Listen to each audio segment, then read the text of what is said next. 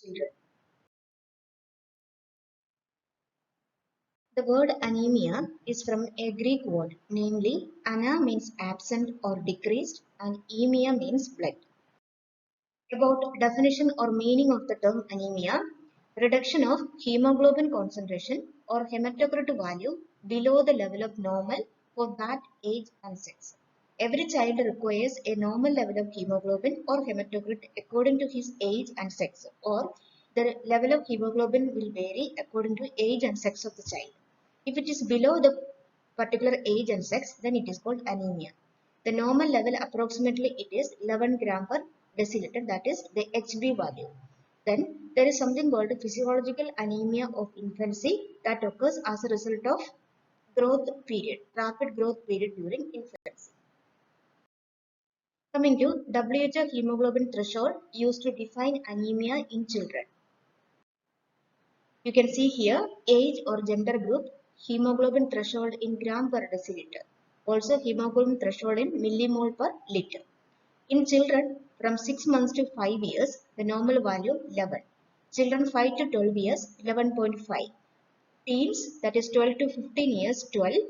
And more than 15 years in women, that is 12. Also, if the woman is pregnant, 11. And if children more than 15 years or men more than 15 years, it is 13 gram per deciliter. About classification of anemia in children. It is classified into etiological anemia, morphological anemia, pathophysiological anemia, and according to severity. Etiological classification of anemia. This anemia is of clinical importance. Anemia can be decreased production or it can be due to increased loss. Etiologically, anemia may result from decreased production of RBC or increased loss of blood. Under decreased production, the clinically important one or the majority of anemia cases belongs to iron deficiency anemia, or it can be due to bone marrow suppression. Anemia due to bone marrow suppression, so there is decreased production of RBC leading to hemoglobin reduced level. Or it can be due to increased dose that may result from hemorrhage and increased destruction of RBC. About etiological classification continues, that is classification according to the cause.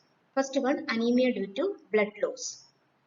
It can be due to acute post-hemorrhage. It occurs due to any accident which can cause large amount of blood to lose. Here the anemia is normochromic normocytic. That is normal RBC will be of normal count and the RBC will be of normal color. Or the RBC will have normal size and the RBC will have normal color. Then chronic post-hemorrhagic, that is when small amount of blood is lost continuously from our body. Example, in hookworm infestation, chronic duodenal ulcer, bleeding pipes. Anemia is initially normochromic normocytic, that is normal color and normal size. But later there will be hypochromic and microcytic, that is reduced size and reduced color.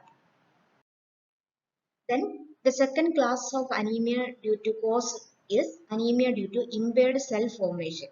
It is due to disturbance of bone marrow function as a result of deficiency of factors that are needed for erythropoiesis, that is production of RBC. There are two classes under this, iron deficiency anemia and megaloblastic anemia. Then another reason is due to disturbance of bone marrow function, not due to deficiency of factor required for erythropoiesis. One reason was deficiency of factors. The other reason is there is no factor deficiency, but the bone marrow disturbance leads to anemia. That include anemia associated with a chronic infection like renal failure, liver disease, or disseminated malignancy. These disorders causes disturbance in bone marrow, so erythropoiesis will be reduced. Or bone marrow infiltration, for example by cancer cells, or aplastic anemia, that is genetic failure of bone marrow, or anemia associated with mixed edema, hypopituitarism, etc. Anemia due to impaired cell production include deficiency of factors or it can be due to bone marrow failure. Third, anemia caused by excessive cell destruction, that is called a hemolytic anemia. It includes intracorpuscular causes, that is decreased production of HB, that occurs in thalassemia or abnormal production of Hb like hemoglobinopathy, example sickle cell anemia. Then extracorpuscular causes, that is mechanical or antibodies against RBC. Third cause is excessive cell destruction, that is called a hemolytic anemia. It is due to causes due to abnormality within the RBC itself. That can be example thalassemia and sickle cell anemia. Or it can be due to causes outside the RBC, that is mechanical destruction or antibodies against RBC. Was according to the etiology, it can be due to decreased production or it can be due to increased loss, it can be due to increased destruction. Now we will see morphological classification, that is according to the size and color of RBC.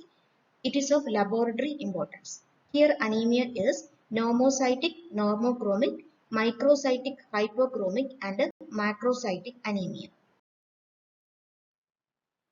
About the first type, normocytic, normochromic anemia. The size will be normal, the color will be normal. In this case, the MCV, MCH and MCHCs are normal. Example, acute aplastic anemia, acute post-hemorrhagic anemia. Then microcytic hypochromic anemia, that is reduced size of RBC and reduced color of RBC. In this case, MCV is decreased, MCHC decreased, MCH is decreased. All hemoglobin parameters will be decreased. Example, iron deficiency anemia. The third type according to morphological classification is macrocytic anemia, that is increased size of RBC. Here the MCV will be raised. Example, megaloblastic anemia. Coming to pathophysiological classification. Etiological classification is over, morphological classification is over. Third one is pathophysiological classification. It includes increased demand, decreased production and increased loss.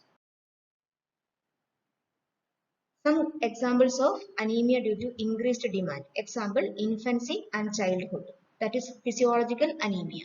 Or reproductive age and pregnancy in female. Second is decreased production and third is increased loss, that we have seen already. Coming to classification of anemia according to severity. It is given by WHO. That is moderate, severe and very severe. Already we have seen the normal level of HB level according to the age. Then moderate anemia we say when the HB is 7 to 10.9. Severe anemia 4 to 6.9 and very severe less than 4 gram per deciliter. About normal iron metabolism. The primary function of iron is oxygen transport. Average iron content in a human body is 3.5 to 4 gram.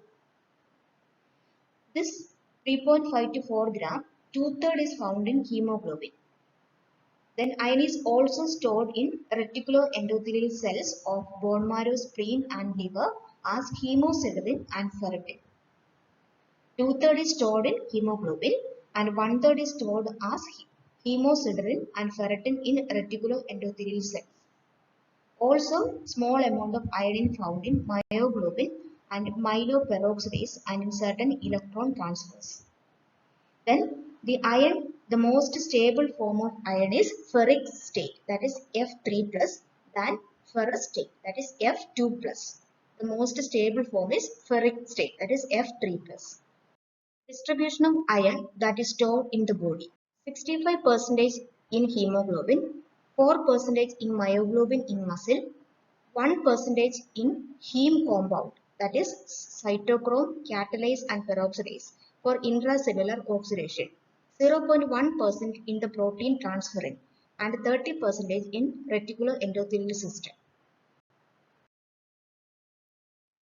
About different forms of iron, hemoglobin iron and tissue iron and also transport iron.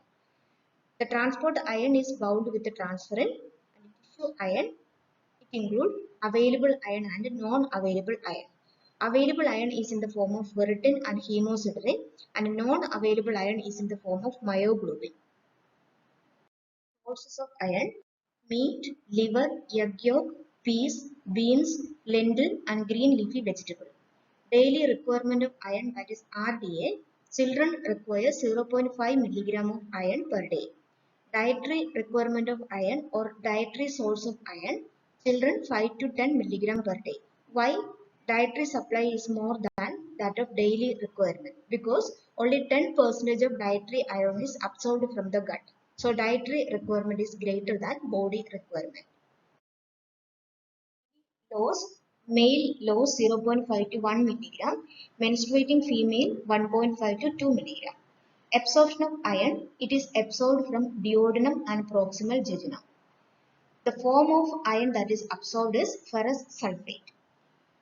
The iron that is found in the food or dietary sources is ferric in form, that is Fe3+. So all ferric iron must be converted into ferrous iron for absorption from GIT. The mechanism of absorption is called active transport. About clinical features of iron deficiency anemia, which is the most common anemia in children. Symptoms include easy fatigability, shortness of breath, lethargy, drowsiness, dizziness, headache, decreased alertness or concentration, palpitation, and pica. Signs include pallor, angular chelosis, beefy tongue, koilonychia, and tachycardia. In this image, you can see a normal pink color of healthy conjunctiva in the eye. This is the severe anemia showing pallor. This is the normal shape of nail, and this is the koilonychia, that is spoon shaped nail having the shape of a spoon. This is the spoon shaping. This is the angular chelosis, and this is the beefy changes in the tongue, that is, or tongue changes associated with the anemia. Coming to laboratory diagnosis, the red cell parameters include low hemoglobin concentration, decreased MCV, MCH, and MCHC. Then on blood film or blood smear, there will be hypochromic microcytic picture, occasional target cells, pencil-shaped poikilocytes, and a normal reticulocyte count. On bone marrow examination, there will be normal to hypercellular structure. RBC precursors are increased. There may be iron stain negative. Chemical testing of serum. Serum iron is decreased. Transferrin or total iron binding capacity can be normal to high. Serum ferritin may be decreased.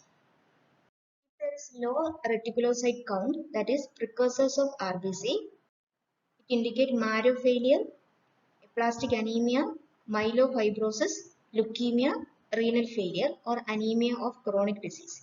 If there is high reticulocyte, it may indicate sickle cell anemia, G6PD deficiency, and paroxysmal nocturnal hemoglobinuria.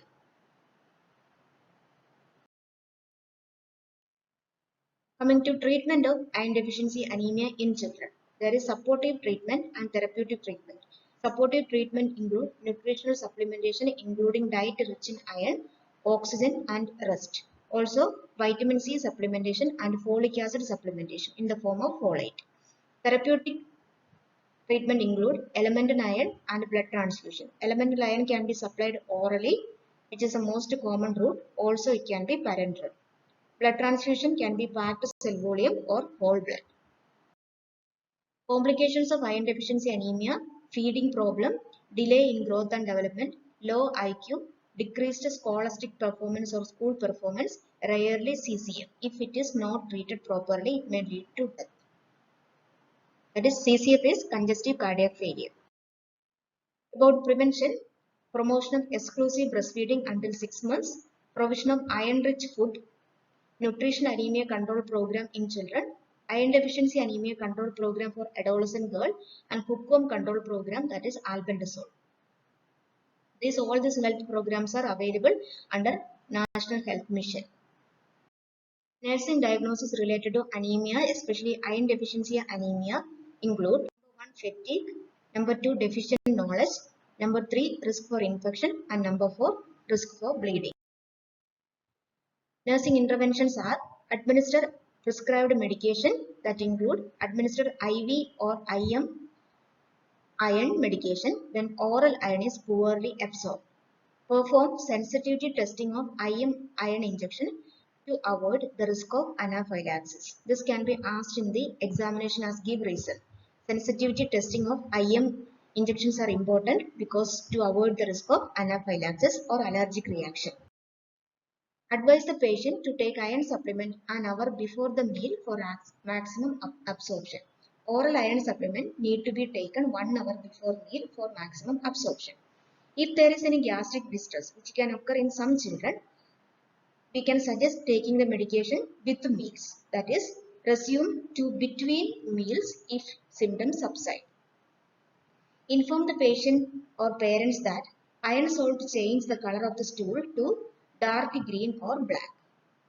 Advise the child to take or parents to give liquid form of iron via straw and rinse the mouth with water because it may stain the mouth. The oral iron syrup may stain the mouth.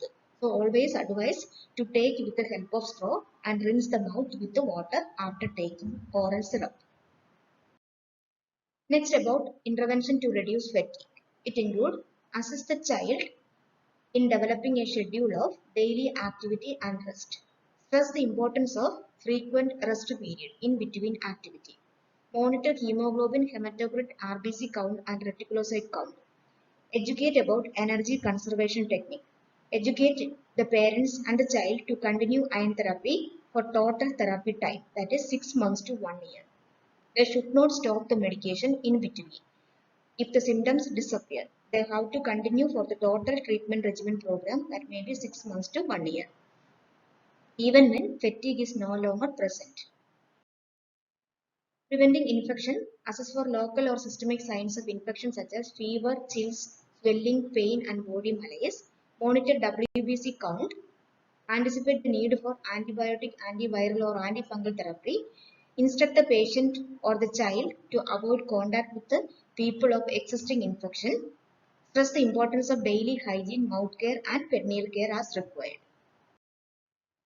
Prevention of bleeding, monitor platelet count, instruct the client or caregivers about bleeding precaution, anticipate the need for platelet transfusion. Once the platelet count drops to very low value, assess the skin for bruises and petechia and this has to be reported. Also in general, educate the parents and if the child if possible about importance of diagnostic procedure, complete bone marrow aspiration or a referral to a hematologist if the condition is complicated. Explain the importance of oral iron replacement or supplementation for the entire period of treatment regimen.